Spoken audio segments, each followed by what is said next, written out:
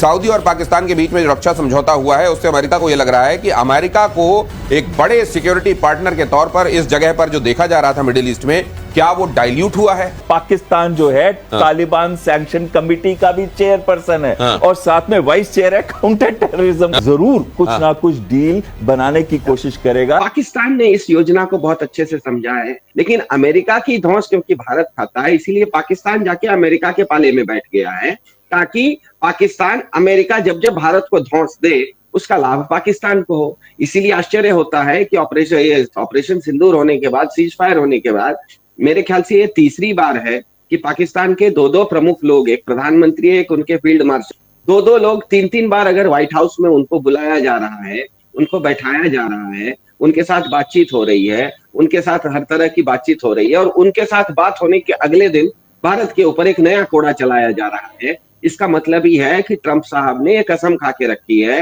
कि हमारे प्रधान जी का जो विश्व गुरु का होना का सपना है, उस गुरु तो अभी तक अमेरिका के ऊपर कुछ नहीं चलाया। इसका मतलब ही है कि अमेरिका की मजबूती के सामने भारत उसकी धौंस खा रहा है, तो कहा है। और अगर ये 100% टैक्स इन्होंने टैरिफ लगा दिया तो सीधे सीधे करीब 32,000 करोड़ रुपए का मार पड़ने वाला है फार्मा इंडस्ट्री के ऊपर, भारत की फार्मा इंडस्ट्री के ऊपर।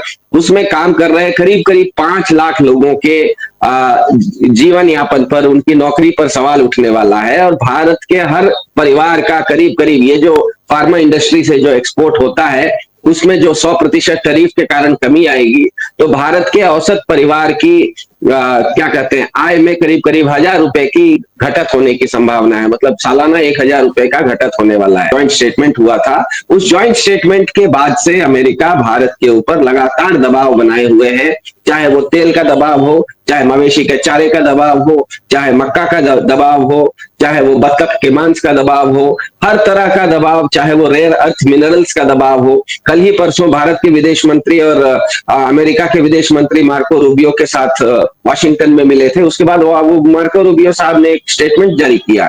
भारत ने अभी तक स्टेटमेंट नहीं जारी किया, लेकिन मार्को रूबियो ने यह स्टेटमेंट जारी कर दिया कि इसमें भारत के साथ हम लोगों का ऑयल एंड नेचुरल गैस के ऊपर बातचीत ट्रेड में हो रही है, एग्रीकल्चर के ऊपर हो रही है और रेयर अर्थ मिनरल्स पे हो रही है। इसका मतलब ही यह है कि आने वाले समय में ट्रंप साहब पूरी तरह से इनका जो ट्रेड टैरिफ का ये जो मार ये डाल रहे हैं, ये एक्चुअली ट्रेड डील को अपने पक्ष में करने की कवायद है। ये जो टैरिफ की मार है, ये बार बार भारत के ऊपर टैरिफ की मार लगा के भारत को ट्रेड डील के बातचीत में, क्योंकि अब भारत भी ये मान चुका है कि अभी तक उनकी ट्रेड डील की बातचीत हो रही है। भारत ये नहीं कह रहा है कि हमारा अमेरिका के साथ ट्रेड डील खत्म हो गया है। बाकी देश जैसे मेक्सिको ने कह दिया आपने हमारे ऊपर टैरिफ लगाया, हमने आपके ऊपर टैरिफ लगाया, अब कोई बातचीत नहीं होगी। चीन ने कहा कि आपने हमारे ऊपर लगाया, हमने आपके ऊपर लगाया, अब कोई बातचीत नहीं होगी। भारत के ऊपर अमेरिका ने तो लगाया है, भारत ने वापस काउंटर टैरिफ नहीं लगाया है। उल्टा भारत सरकार कह रही है, पीयूष गोयल कह रहे हैं, एस जयशंकर कह रहे हैं कि अभी तक हमारी बातचीत हो रही है। इसका मतलब ही है कि अमेरिका उस बातचीत में अपने हितों को साधने के लिए, खास करके जिस तरह से मैंने कहा तेल के बारे में, ऑयल जो कि भारत सस्ता तेल दूसरे जगह से खरीदता है, अमेरिका चाहता है कि वो अमेरिका से महंगा तेल खरीदे।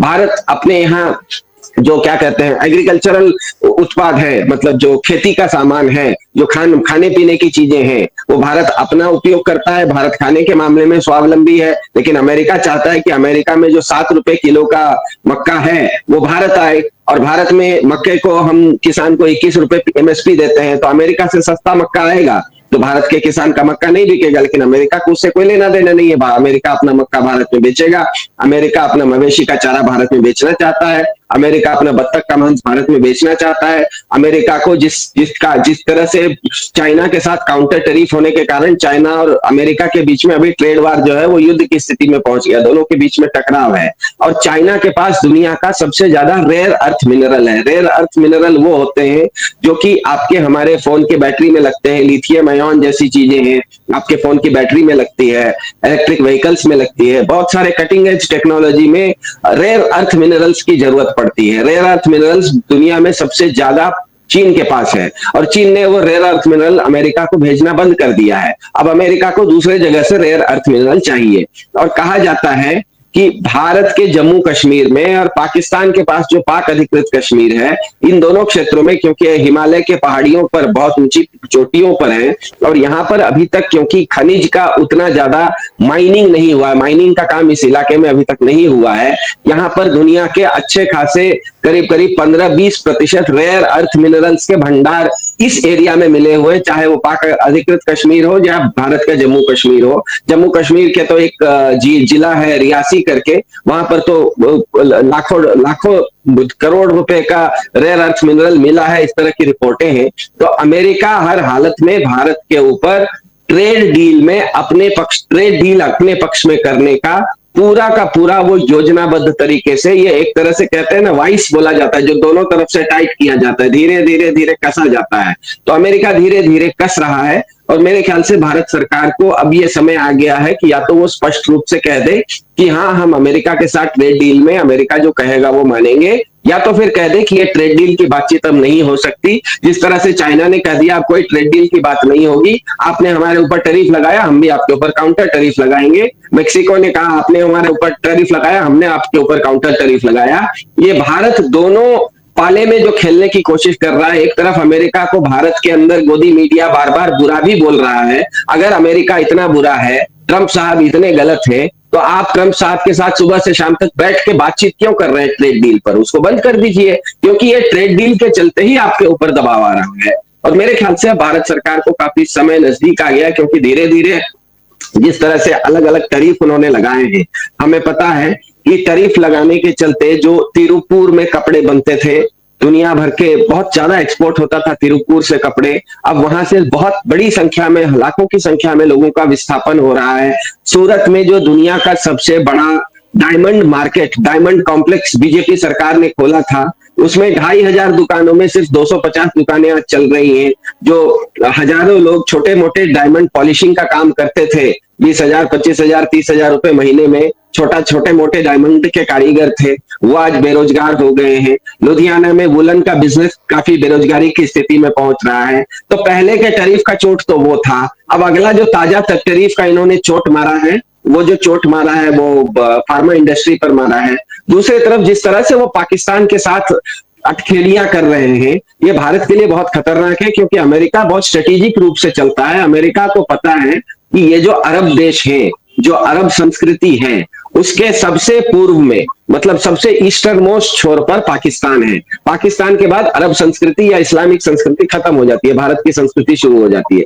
दूसरे तरफ पश्चिम में आप अगर अरब संस्कृति में जाइए तो अंतिम देश टर्की है, टर्की के बाद यूरोप शुरू हो जाता है। तो अमेरिका ने बहुत स्ट्रेटेजिकली, बहुत सोच समझ के पश्चिम के छोर टर्की को अपना नेटो का अंग बना लिया है और पूर्वी छोर पाकिस्तान को भी अपना सैटेलाइट क्या कहते हैं कंट्री बना लिया है, अपने कंट्रोल में रखा है, ताकि अरब देशों के अंदर जो हो रहा है उनको वो कंटेन किया जा सके।